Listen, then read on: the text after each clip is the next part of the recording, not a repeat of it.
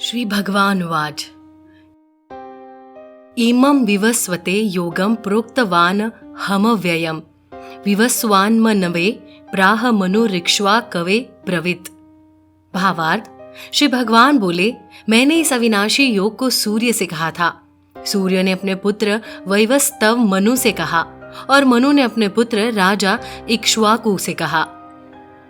एवं परंपरा प्राप्तमिमं राजहर्षयो विदुः सकाले नेह महता योगो नष्टः परंतप। भावार्थ, हे परंतप अर्जुन, इस प्रकार परंपरा से प्राप्त इस योग को राजर्षियों ने जाना, किंतु उसके बाद वो योग बहुत काल से इस पृथ्वी लोक में लुप्त प्राय हो गया। स एवाय मया तेद्य योगः प्रोक्तः पुरातनः भक्तोऽसि मे सखा चेति रहस्यम हे तदुत्तमम्। भावार्थ, तुम मेरा भक्त और प्रिय सखा है, इसलिए वही ये पुरातन योग आज मैंने तुझको कहा है, क्योंकि ये बड़ा ही उत्तम रहस्य है, अर्थात गुप्त रखने योग्य विषय है। अर्जुन उवाच अपरम भवतो जन्म परम जन्म विवस्वतः कथमेतद्विजानीयाम त्वमादौ प्रोक्तवानिति।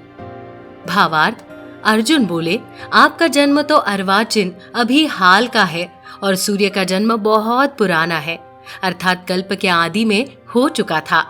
तब मैं इस बात को कैसे समझूं कि आप ही ने कल्प के आदि में सूर्य से ये योग कहा था। श्री भगवान उवाच बहुनी में व्यतीतानि जन्मानि तव चार्जुन तान्यहं वेद सर्वाणि न त्वं वेत्थ परंतप।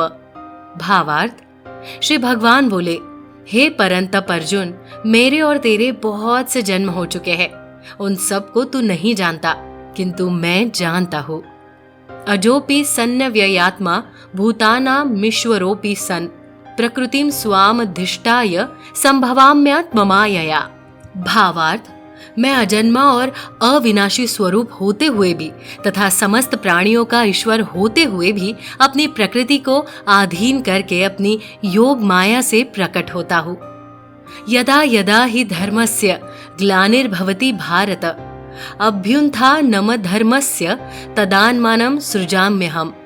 भावार्थ, हे भारत, जब जब धर्म की हानि और अधर्म की वृद्धि होती है, तब तब ही मैं अपने रूप को रचता हूँ, अर्थात साकार रूप से लोगों के सम्मुख प्रकट होता हूँ।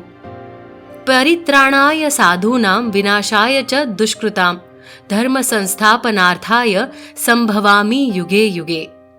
भावार्थ, साधु पुरुषों का उद्धार करने के लिए, पाप कर्म करने वालों का विनाश करने के लिए और धर्म की अच्छी तरह से स्थापना करने के लिए मैं युग युग में प्रकट हुआ करता हूँ।